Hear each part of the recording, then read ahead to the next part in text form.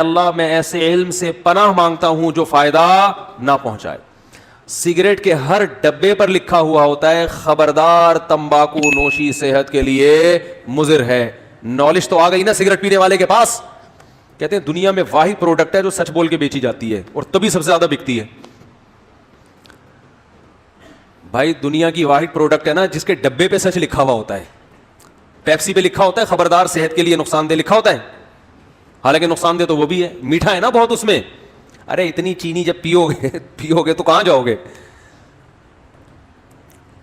یا تو اتنی چینی پینے کے بعد پھر اتنا چلو بھی. پتہ نہیں کتنے چمچ ڈالے جاتے ہیں ایک کولڈ ڈرنک کی ایک بوتل میں چینی کے. اتنی چینی جب پیو گے تو یا تو بھاگو, اسے یوٹیلائز کرو, نہیں کرو گے کہیں لکھا ہوتا ہے بوتلوں پہ یہ جو کولڈ ڈرنک ہے کہ جس نے یہ پیا ہے تو براہ مہربانی آدھے گھنٹے کم از کم وہ واک لازمی کریں, پھر یہ جزو بدن بنے گی. لکھا ہوتا ہے خبردار پوستیوں کے لیے صحت کے لیے نقصان دہ ہے یہ.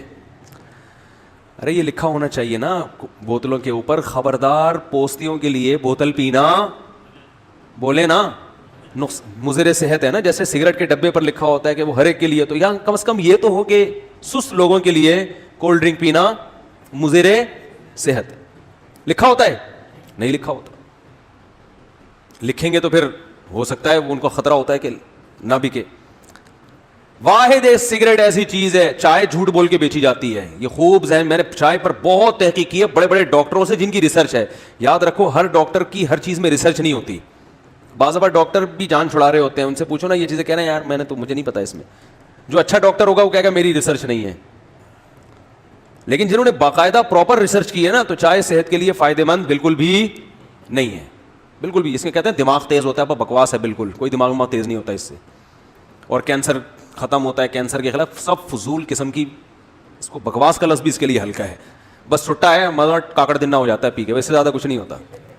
حقیقت ہے, ٹھیک ہے نا, بس یہ ہوتا ہے. اور یہ وقتی ہوتا ہے, یہ بھی کوئی یہ نہیں کہ اندر سے باڈی کو ایک طاقت مل رہی ہے آپ کے, اور انرجی مل رہی ہے. تو بس وہ ہے کہ جیسے سٹا لگاؤ تو سٹا ہوتا ہے, آپ کو پتا ہے. چرس پیو ایک دم فٹ فاٹ ہو جائے گا. اب چرس کے فضائل بیان کرنا شروع کر دیں تو غلط ہے. نشہ ہے نشہ, ہاں یہ بہت ہلکا نشہ ہے یہ کہہ سکتے ہیں آپ. چرس, ہیروئن تو بہت ہی خطرناک چیز ہے, ہیروئن تو بہت ہی زیادہ, چرس اس سے کم. چائے بہت معمولی سا نشہ ہے, لیکن ہے بہرحال نشہ ہی ہے. یہ کوئی اچھی چیز نہیں ہے. میں بھی پیتا ہوں, چھوڑ دی تھی 1 سال, پھر لوگوں نے پلا کے جہاں جا رہے ہیں چائے. ابے بھائی منع کرو تو لسی اٹھا کے لے آتے ہیں. اب لسی کون پیے گا اللہ کے بندو. تو مجبوراً پھر وہ ہے کہ چلو وہ ہلکی چیز ہے. تو ہم نے جو چائے دوبارہ ارادہ ہے انشاءاللہ دوبارہ چھوڑوں گا میں اس کو, پینے کی چیز نہیں ہے. اور پھر اب یہ اس کا حل سوچنا چاہیے نا. اصل میں جب تک کسی چیز کا حل نہیں سوچو کہ اس کے نقصانات کیا ہوں گے تو اس کی تلافی, تو پھر وہ بات بنتی نہیں ہے. میرے گڑبڑ یہ کی کہ میں نے ایک دم چھوڑ دی. 40 سال تک چائے پی ہے ہم نے, بچپن سے, پیدا ہوتے ہی پینا شروع کر دی تھی. مائیں تو بچپن دودھ جیسے ہی چھڑاتی ہیں بچے کو فوراً چائے پہ لے آتی ہے نا, سب گھروں میں ہو رہا ہے. اب خود سوچو 40 سال ایک آدمی نے چائے پی ہو, دن میں 3-3 4-4 کپ, ایک دم چھوڑ دینا بڑا مشکل, لیکن ہم نے چھوڑ دی تھی. اور کئی دن تک دماغ کی سیٹنگ آؤٹ رہی ہے. لیکن 1 سال چھوڑ کے پھر وہ 10 دن میں کیفین کا نشہ ختم ہو جاتا ہے, لیکن ایک یادیں وابستہ رہتی ہیں. کیفین کا نشہ ماہرین کہتے ہیں اس میں کمی بیشی بھی ہو سکتی ہے, 10 دن تک رہتا ہے. بہت زیادہ 10 دن آپ پریشان ہو گئے, اس کے بعد فٹ فاٹ ہو جاؤ گے. لیکن وہ رہے گا, ایک ٹھڑک رہے گی. کسی کو چائے پیتا ہوا دیکھ کے دل چاہے گا لے لوں, یہ ٹھڑک باقی رہتی ہے. 3-4 مہینے میں یہ ٹھڑک بھی کیا ہو جاتی ہے, ختم. اور 1 سال میں تو بالکل ختم ہو گئی تھی. بڑا مجاہدہ کیا. لیکن وہی ہے, یہ میں آپ کو جلدی بتا دوں تاکہ جو چھوڑنا چاہتے ہیں نا تو وہ اس پر عمل کریں, یہ چھوڑیں, اس کا نقصان ہے آپ کو. میں نے چائے جب چھوڑی تھی تو مجھے سب سے بڑا فائدہ ہوا تھا, مزاج میں ٹھنڈک پیدا ہو گئی. جو تھوڑا بہت جذباتی پن تھا وہ کیا ہو گیا. ابھی تو ٹھنڈے مزاج کی ضرورت ہے, اور جس کے 3-4 گھر ہوں اس کو تو بہت ٹھنڈے رہنے کی ضرورت ہے نا. وہ تو ورنہ وہ ادھر جائے گا, ادھر پھٹا, ادھر جائے گا, ادھر پاگل ہو جائے گا. تو چائے چھوڑنے کا سب سے بڑا فائدہ یہ ہوا تھا کہ دماغ کو سکون ملا ہے. کیونکہ نشہ ہے نا, نشے سے وقتی فائدہ ہوتا ہے, ورنہ انسان ڈپریشن میں جاتا ہے. تو بہت دماغ میں ایک, یعنی بہت سی باتوں پہ پہلے غصہ آتا تھا, وہ غصہ آنا ختم. اب ٹھنڈے دماغ سے آدمی فیصلہ کرتا ہے, میدا صحیح ہو جاتا ہے. چائے پیٹ کا بیڑا غرق کرتی ہے, میدا پہ بہت اچھا اثر پڑا تھا. یہ 2 فائدے تو فوراً ہوئے تھے. خیر, تو میں جلدی سے وہ بتا دوں پھر بیان کی طرف آتا ہوں.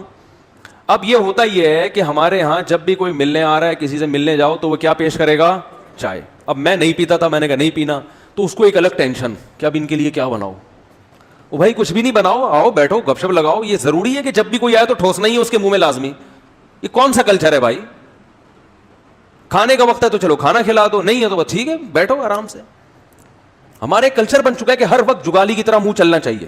بکریاں جگالی کر رہی ہوتی ہیں نا, یا تو کھا رہی ہوں گی یا اس کھائے ہوئے کو ہضم کر رہی ہوگی. کبھی گائے بکری کو دیکھا تمیز سے بیٹھے ہوئے؟ بکری تو میں نے دیکھی ہے, بکری کو جیسی کھڑا کرو گے بس منہ مارنا شروع کرے گی, کھاتی رہے گی, یہ کھائے گی. چلو اب رات کو آرام سے بیٹھ کے سو جاؤ, نہ اب منہ گھمانا شروع کرے گی جگالی. تو آج بھی انسان کا یہی حال ہے, ہر وقت اس کو کیا چاہیے؟ زبان کا ذائقہ. تبھی تو چائے کا ایک نقصان یہ ہوتا ہے, روزہ نہیں رکھ سکتا آدمی. یہ بڑا نقصان ہے. جو لوگ نشے کے عادی ہوتے ہیں, چائے نسوار پان گٹکا, روزہ بہت ٹف ہوتا ہے ان پہ. روزہ رکھنا بڑا مشکل ہوتا ہے کیونکہ ان کو پھر وہ مخصوص ٹائم پہ چائے چاہیے, نہیں چاہیے تو روزہ کھلتا ہے. تو چائے چھوڑنے کا بڑا فائدہ یہ ہوا تھا مجھے کہ روزے دڑا دڑ بڑے آسان ہو گئے تھے. سمجھ رہے ہیں؟ اب دیکھو جو نسوار کا نشہ چائے سے بھی زیادہ سخت ہے, ان کے لیے رمضان کا روزہ بڑا ٹف ہوتا ہے. روزہ کھولتے ہی 2 پکوڑے کھائیں گے فوراً نسوار, پھر ایک دم اب پتہ چلے گا اللہم لک صمت وعلی رزقک افطرت.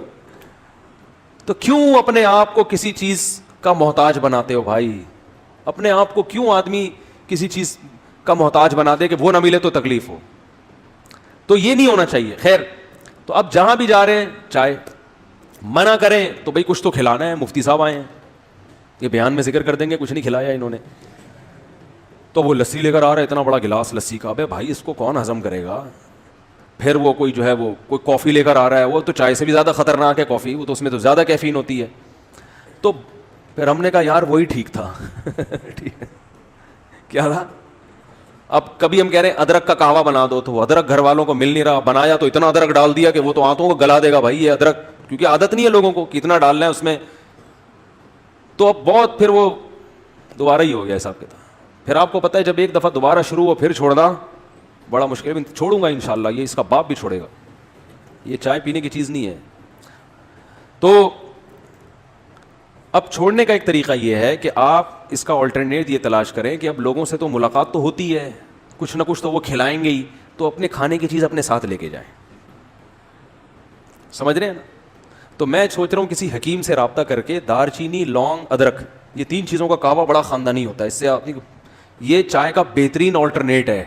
اس سے باڈی فریش بھی ہوتی ہے, کولیسٹرول لیول بھی کم ہوتا ہے, اور طبیعت بھی فٹ فاٹ, دماغ بھی واقعی سچی مچی کا تیز ہوتا ہے.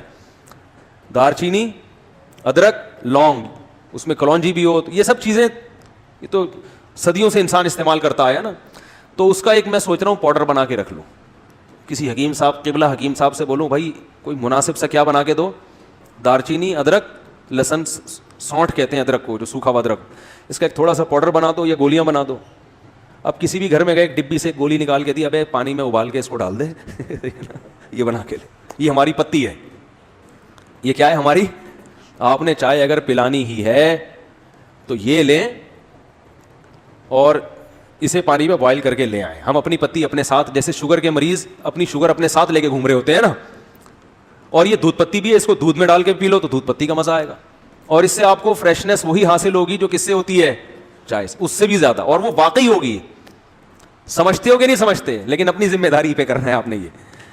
تو یہ میں سوچ رہا ہوں کہ کچھ کر کے پھر دوبارہ سے چھوڑیں گے انشاءاللہ. خیر, تو میں یس کر رہا تھا, دیکھو میرے بھائی, اللہ نے انسان کو کیا صلاحیت دی ہے سیکھنے کی, تو یہ ہے اصل. اب سیکھنے میں سب سے پہلے علم جو ہے نا اس کے مختلف درجات ہیں. اللہ کرے میں 10 منٹ میں اپنی بات جلدی سے صحیح طرح سے مکمل کر لوں. سیکھنے کے درجات مختلف ہیں کہ سیکھ کیا رہا ہے. دیکھو ایک آدمی ڈاکٹر بن رہا ہے, میڈیکل سائنس کا علم سیکھ رہا ہے, یہ بھی سیکھنا ہے, کیا خیال ہے؟ اور ایک آدمی مٹی کے برتن بنانا سیکھ رہا ہے, مٹی کے برتن بنانا سیکھ رہا ہے, یہ بھی سیکھنا ہے نا. لیکن فضیلت کس کی ہے؟ معاشرے میں عزت کس کو زیادہ ملے گی؟ بول لو کیا ہو گیا؟ ڈاکٹر کو. یار یہ زیادہ, مٹی کا برتن ٹھیک ہے لیکن وہ نہ ملے تو کوئی ٹینشن نہیں ہے, یہ تو فیکٹریوں میں ویسے ہی اتنا کچھ بن رہا ہے, اور وہ بھی سیکھنا پڑتا ہے. میں اور آپ مٹی کے برتن نہیں بنا سکتے, لیکن میڈیکل سائنس کی فضیلت بولو زیادہ ہے, کیونکہ بھائی یہ ایسا علم ہے جس سے انسان کو حیات اور زندگی ملتی ہے.